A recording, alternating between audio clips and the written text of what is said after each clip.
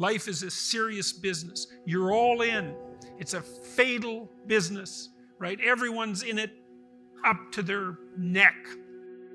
And it's dreadful in some sense, in the classic sense. And you need a meaning that can sustain you through that. And that's to be found in responsibility. And that's something that we have not communicated, I don't think well to ourselves, but we certainly haven't communicated it to young people. It's like, well, you're lost. There's reasons that you could be lost, and they're real. You know, God only knows what terrible things happen to you in your life. It's like, how are you going to get out of that? Well, not by pursuing impulsive happiness.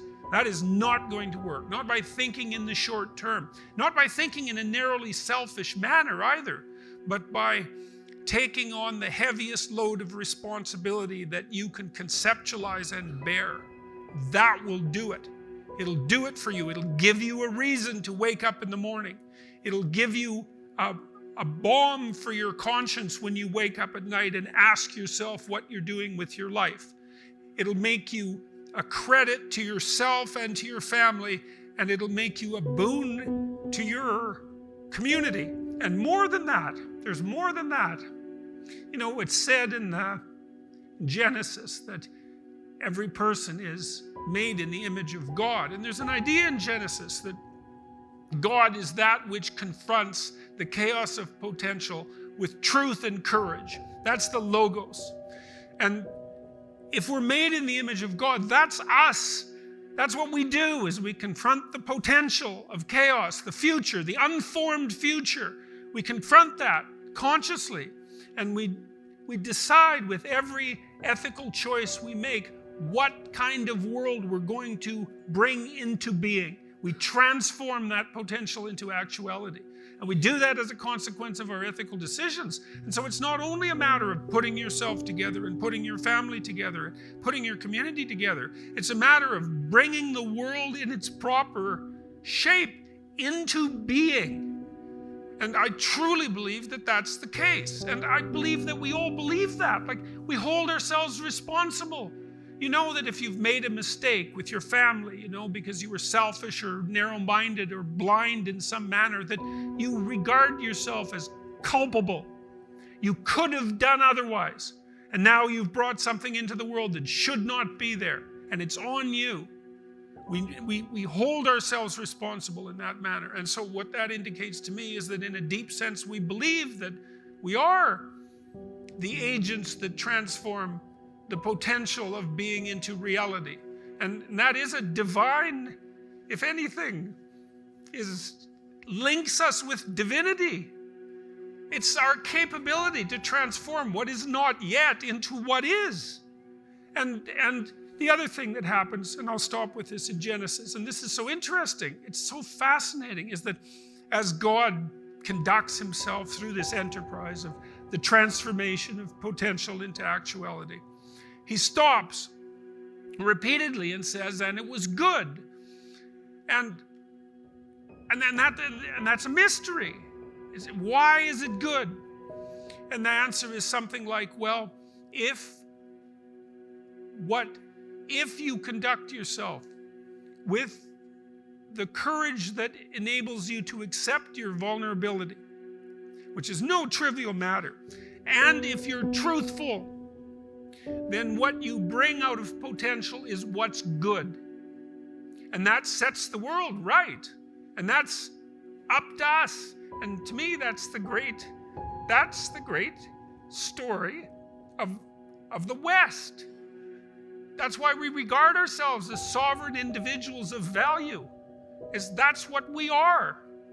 And we need to know that, to take ourselves seriously and to act properly in the world. And that's what I said in the biblical lectures in many hours. And that's what's made them popular, because people, at the level of the soul, I would say, people know these things to be true.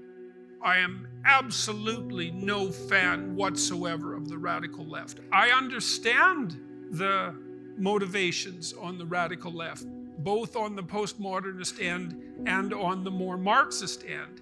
And I'm because of that, I'm a relatively effective critic, and that makes me very unpopular. So, and that's fine, because because what people are being taught that's emerged from that brand of absurd and surreal philosophy is of no utility as a guiding light to anyone.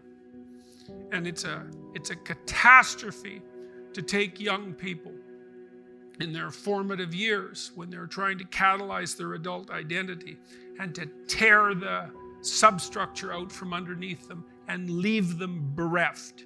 And I do believe that that's what the universities on the humanities end, and to some degree on the social science end, I do believe that that's what they fundamentally managed to achieve. So, and I don't admire that.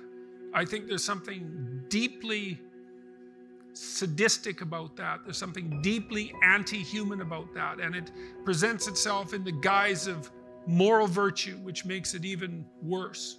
And so, well, that's why people don't like me. Life is trouble, and it's trouble to establish a permanent relationship. You know, I mean, we've told young people for far too long that, well, they should be happy in their relationships, let's say. And it's like, that's weak. Even in our deepest religious text, that there's something about existential conflict and engaging in that that's actually part of the moral substructure of life. That simple belief, let's say, whatever that might mean in a deity, isn't sufficient. Is that there's an active engagement with the infinite, and it's a battle in some sense. And I think that's the proper way to conceptualize it. I think it's the proper way to conceptualize a relationship. It's a battle. It's a battle towards a positive end. It's a battle towards the transformation of both of you into more than you could have otherwise been. So you need that, and you need your friends, and you need to develop a network of friendship. And you need to put your family together and to act responsibly towards them. And then you need to move out from that into the broader community. And that's on you.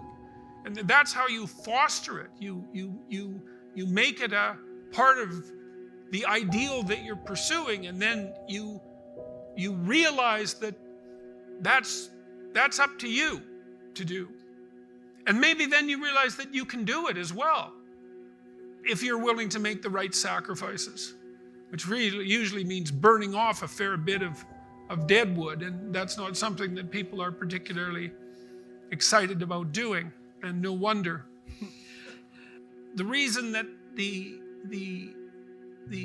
lectures worked and was because I put together something that I don't think liberals or conservatives have done a good job of putting together. The liberals are more on the happiness and freedom end of things, and the conservatives are more on the duty end of things. And those both have their place.